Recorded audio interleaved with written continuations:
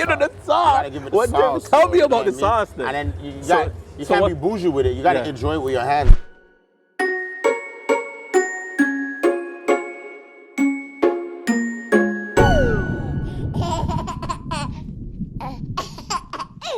The Ghana is just a different essence out here. Well, I'm not gonna lie. You know when they talk about stallions? I love the London accents. The stallion, yeah. Stallions. They talk about Tell me homebreds. Yeah. You know, like when you're eating the fufu. You're eating jollof. You're eating natural food. Yeah. Natural body. Yeah. The perfection is on a different level. You're saying. It's amazing. Yeah. Tantalizing. Right.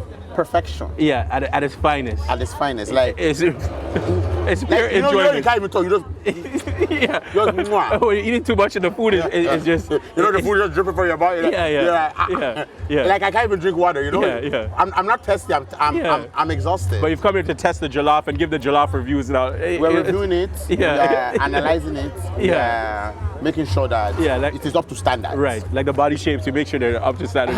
You know. And the thing is, you know, you must compliment. Yes.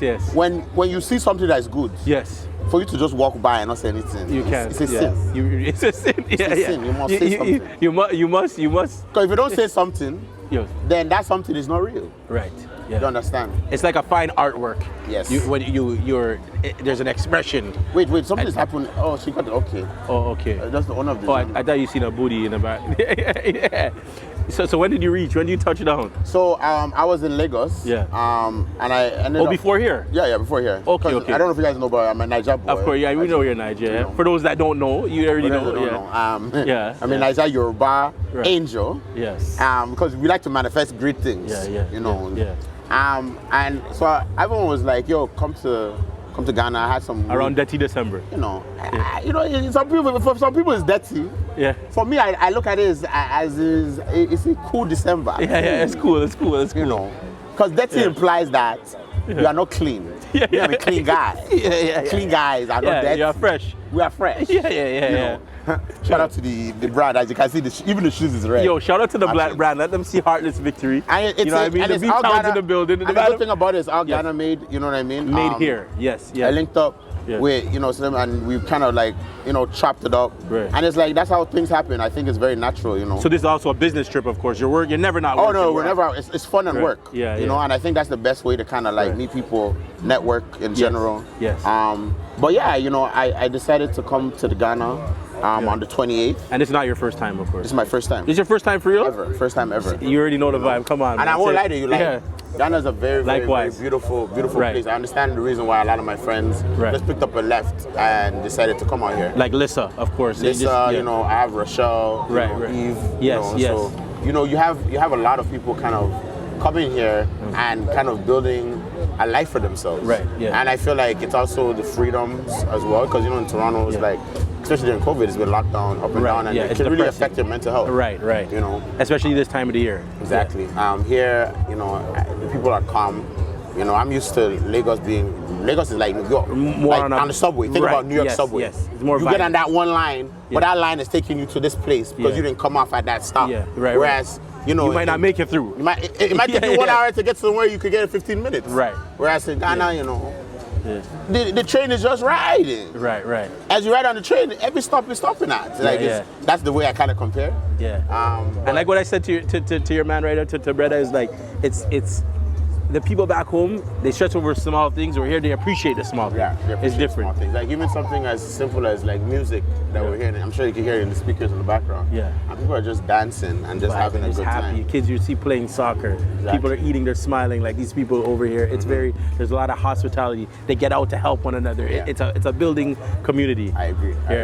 Whereas you're saying Niger, it's a bit more rough. You're saying. No, Niger is obviously our population is way more than you. We have 250 million. And it's a small place with 250 million, but the most black populated country ever. Right. That's what it's. Everyone is trying to make it. Yeah. You know what I mean? Just like here as well too. Yeah. But the hustle out there is just different. Like what makes it different? What's different opposed to here?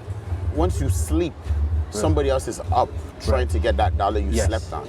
Yes. Whereas in Ghana, I feel like it's calm. Why do we need to rush?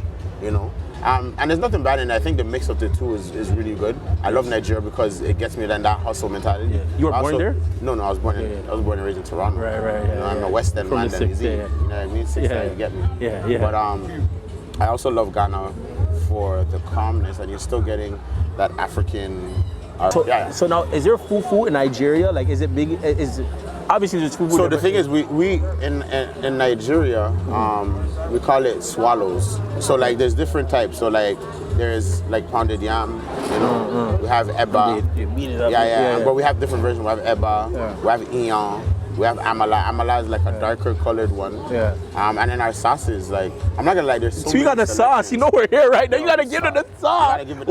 Tell me about the sauce then. And then you can't be bougie with it. You gotta enjoy it with your hands because that's natural. Right. Kind of going back to what I was saying. Yes. You come to Ghana, like you put your feet in the soil, like everything feels real. Like we're eating real food. Yeah. You know what I mean? Not GMO based. We're not eating. Yeah. You know, so that's why it's like you just naturally feel happier. Right. You know, your body is strong. Right. You're not feeling the itis, like you because sometimes you'll be eating food back in the city, Toronto, and like it's like, yo, why do I feel so lazy for this? Yeah. We get the itis. You get the itis. The itis. How you get them itis after you eat chicken? And you will not be able to produce. Another thing I like too is the fact that since I was born and raised in Toronto, obviously we have a lot of Jamaicans, so like patois was a natural part of it. So I remember the first time going to Nigeria, it's like I had to use my understanding of patois to understand Pidgin. We were just talking about it was like backwards. Right. You get me? So I'm asking my cousin, like, you know, how do you say like wagwan? Like, how are you? He's like, you say how far? Right. Like, okay. So I started picking up on the ones and twos. That's what I was telling them. It's like how they would say, oh, and vibes would say, oh, you know, vibes. And then it's different because you guys say, hey. Yeah. I would say, Yeah. So you start hearing the different mannerisms, even like dealing with the police. Nigerian police, very aggressive, like shouts. What is that? What is all this? Yeah. It's very, they're still aggressive, but passive aggressive. It's passive aggressive. Yeah, but it's still aggressive. I'm ready to shout at them. But then they're telling me to, you can go. I'm like, he didn't even ask me for money. So it's surprising. So there's a money thing everywhere. But like when there's here is very, very calm. Nigerian, hey. Yeah. This my guy, you get money. They're on you. Are you going to do Christmas for me? You know? Yeah. So it's like it's nice though. Like and for me, I love that banter. I love that energy. I feel like that's where you get it from, of course. Yeah, you know, like people look at me as a person. This is a result of all the parts of me, right? You know, you're in Gin and Finch. You're in Lagos, Nigeria. You're in Accra, Ghana. Like that's a mesh. And then it's like everywhere else we go in the world, we take a little bit of it. And in Toronto being diverse as it is, I had a lot of Ghanaian friends. So I feel like, us growing up in a diverse environment, wherever we go around the world, we kind of have a hint of what to expect. Like, Palisades was full of the Ghanaians. Finch, I had a bunch of them growing up. And then it's crazy seeing them in their home motherland. There's a supermarket too by Finch, just right off of in the back of not Sentinel, but it's right by around your like Eddystone area. They have a bunch of them. Not by Eddystone. It's like closer to Finch. I want to say, but it's like a little small mall close to Kiel and. Like Kiel and Shepherd? Oh man, no, it's closer to York, like to York U. Oh yes, and you go in there and there's little vendors. Yes. Yeah, over there is nice. Nigerian girls are Ghanaian girls. Nigerian girls are Ghanaian girls. I'm gonna tell you both. Yeah? I'm gonna say both. Just to be, I think they're both gorgeous. Like, they're both all as one. I came to Ghana and I was like, wow, there's some beautiful queens. And in Nigeria, I'm like, damn, there's some beautiful queens too. Like, I think African girls in general, like even South African girls, Kenyan girls, like Tanzania. There's a beauty they have to themselves. Natural, you know what I mean? And I think I appreciate culture a lot. And I think, when I come out to these places and, you make new friends and things of that sort, like, you just get to really see the beauty, like, the upbringings is different. You get what I'm saying? You can cook jollof rice for me. You can serve, like, I think sometimes it's good, but sometimes you lose that element of how our moms were and I was raised. saying that with the children. And it's not on no sexist shit either. When I say how our moms was raised, I mean it in the level of like just that mothering touch. Like, yo, my mom is not ordering food for me to eat. as a kid, she's cooking for me. Right. You know what I mean? And it's like, yeah, it's just kind of that, and I appreciate it. I think it's because the chores. That's how I grew up. Yes. You know, we do chores. Your kids do chores. You teach them right from wrong. I learned how to make my bed from young. Yes. You get what I'm saying? Yeah. And as a man, and let me even go into not even talking about women, but like not double standards, but like even men. Like real men, like what they do, like work hard. Not this generation of guys that, you know, want to leech off of girls or like take short routes. Like, right. You know, so I feel like being out here, like one thing I always do when I go to Nigeria, I talk to elders, and everywhere I like to talk to elders because it reminds us of like where we come from. Yes. And when you know where you come from, you know where you're going. Yes. You feel what I'm saying? Yes. And I think, you know, when you come out to, you know, Africa, everybody has this feeling of like, wow, because people will really talk and they're saying tell their story. those things to you for a reason. Exactly. Like my chalet here, his grandmother said to me, and you know, she's like 94, so you know, she still has it there, some of the memories up, but there's things that it'll stick with her and it's coming from the heart. And she said, I asked him what was she saying, because he said, yo, she was saying something to me. She said, serve those who serve you. So you must you know, be grateful. And sometimes it's like you give too many people, sometimes you might give too many people your energy, right, that are not of need of that. They don't deserve that, right? You know what I mean? And they may be trying to take that from you. So it's like, you know, how we would say, yo, just check for who's checking for you. Yeah, you got your guys with you, and those are your, you know what I mean? Where it's like, it can't be just random anybody that, you know what I mean? I want to know the funny thing. Yeah. If you ask me how long I've met these guys, if I told you that I met them only 24 hours. If I told you that I met them only in 24 hours, right? Right. In 24 hours, we had a conversation. Right. And we made something happen from it. Yes. Like, you know, I'm rocking the clothes and he's introducing me to peeps and stuff like that. That's what I'm talking about when it comes to connections. It's and that happens out here a lot too. You notice that? Of course. I'm meeting for everybody I'm meeting.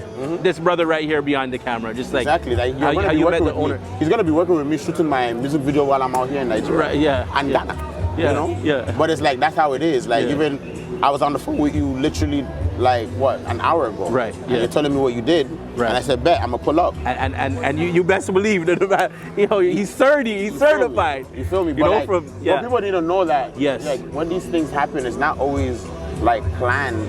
Right. Sometimes it happens because your spirit takes to certain. And Lisa said just the same thing. It's like I was on the phone with you, and you know, to hear you be like, "Yo, Femi, you know, I'm working." You're telling me great things. Like, "Yo, Femi, I see what you're doing." Like, I was very appreciative. Right. And when you, as you said, when you show love, you get love as well too. Yes. You know, my like I was speaking earlier, and my grandma and stuff used to always say like. I was translating something you do in the morning you can't do at night because the night has its own, right? So it's like make haste while your sun is still up because when it gets to nighttime, you know you have a different set of duties, and what happens is things start to pile on top of each other, and then that's when you become confused. That's when it's like how you say you stay ready, you don't gotta get ready. Exactly, you know. It's funny you said that because something stood out to me when I was at Sandbox on New Year's. That we went to 2 parties. Sandbox was one of them. And then right above the pool side, and the back behind the DJ, there was a big sign that said Carpe Diem. I saw that. And when I went to school for the arts, I was at Cardinal Carter and at Claude Watson at Earl Haig. That was at Earl Haig, that was the theme. You know, there's a fish and it was Carpe Diem, seize the day, size the day.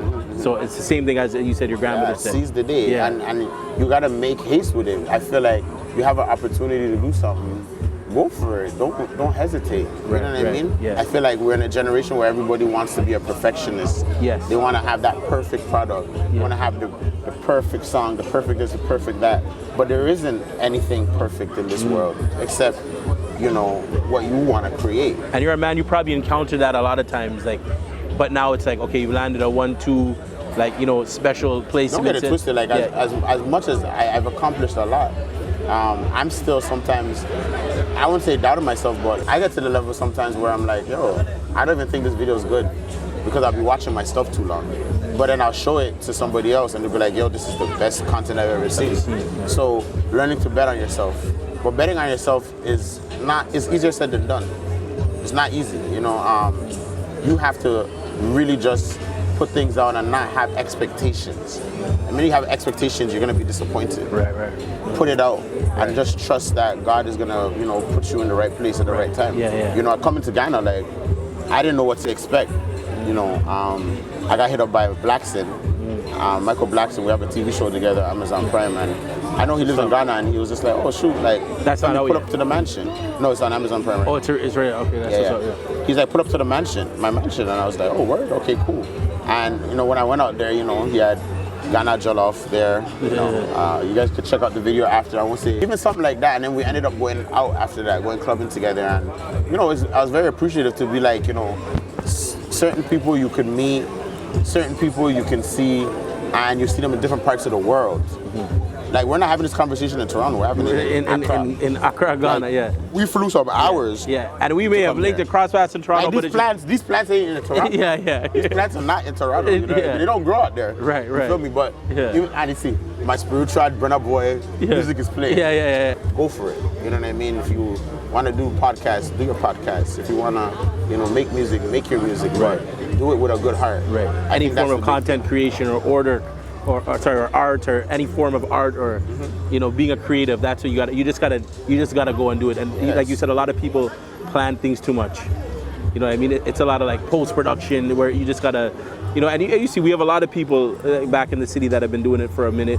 You know, I mean, Marlon, of course, like people that you've been working with, 6 at 6, he's doing it, and a lot of these guys are natural. You know what I mean? And you gotta find your niche. And the thing is, I'm not gonna lie, and I also have some other friends who made the move, like, you know, my friend Rochelle.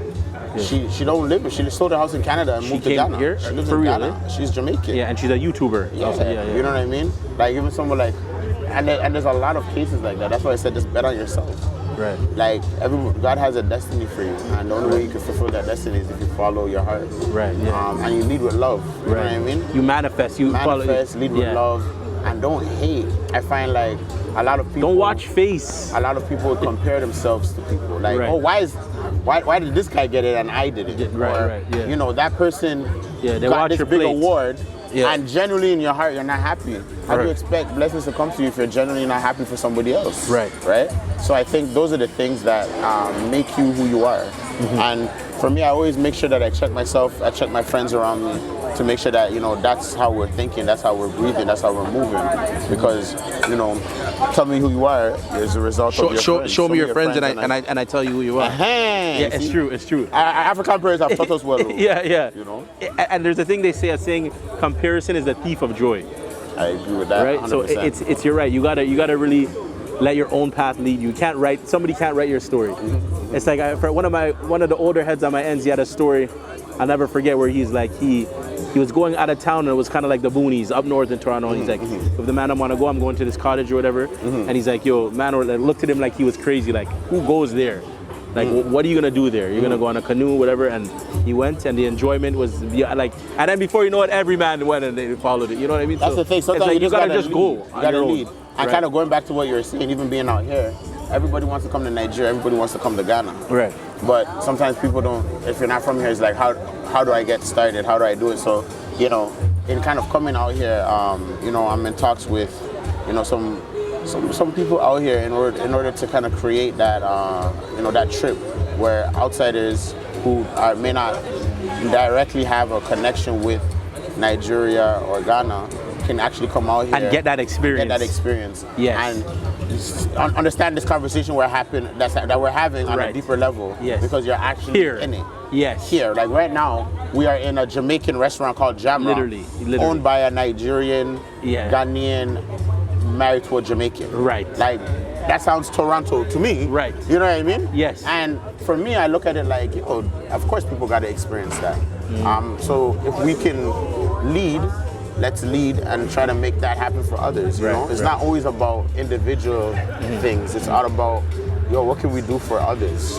How can we, you know, bring that smile on their face? How can we change their perspective? You know, a big part of me is, like, as much as I do entertainment, I love doing community work. I love helping, you know, like from working with people who've been incarcerated to underprivileged youth to, you know, and charity work. I feel like, yo, life is a charity in itself. It's your way of giving back. Exactly. Because and your blessings will come in that sense, you know? And you know, there's a funny thing is that we all know people have this preconceived notion, I've been saying it over and over, of like Africa, like, oh my God, it's Africa, especially now during this time with what's going on. You know what I mean? And it's like, you won't know until you come in. Well, as for black people, getting in tune with their roots. What could you say about that? You gotta, you know what I mean? I think it's important. Like, it's vital. I remember the first time I went to Nigeria, and my mom told me that she belonged to a royal family, and I kind of laughed it off. And she's like, "Oh, I'm gonna bring you to the palace." And we got on a boat, and while we're on the boat, I was like, "Mom, I don't have a life jacket."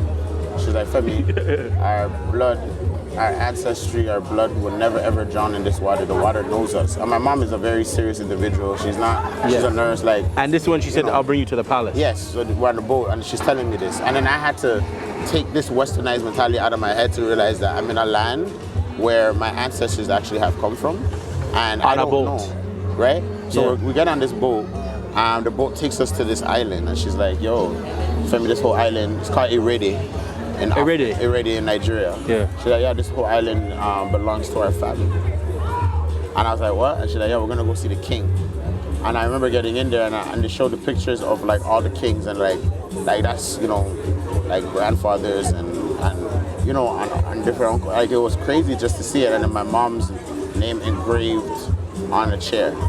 You know what I mean? Her last name, her maiden name, and that in changed this, me. like, in this palace. Yeah. And that changed me, because I'm coming from Finch, where, you know, at the time being African was like, you know, flies on your face.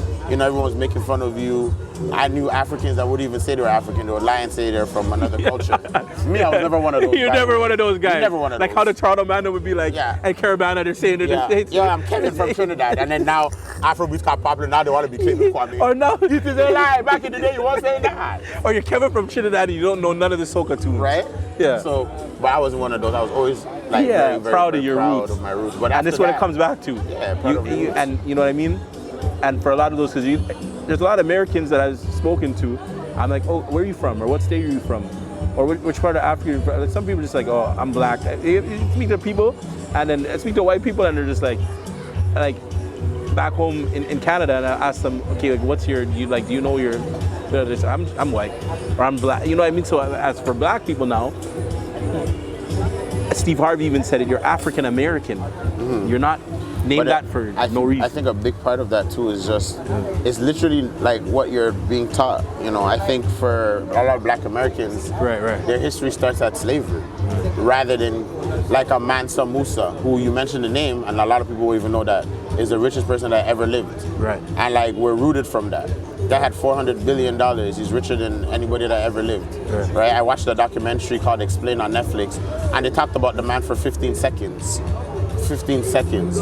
Then I tried to look up the documentary. It was billionaires on Explain, and I couldn't even see it anymore. So it's like, you know, the history, his story, what story are they really writing? What are they really teaching us? And that's why it's important we come back, so we can learn from our own authors. We can learn from our own elders, and we can learn from one another.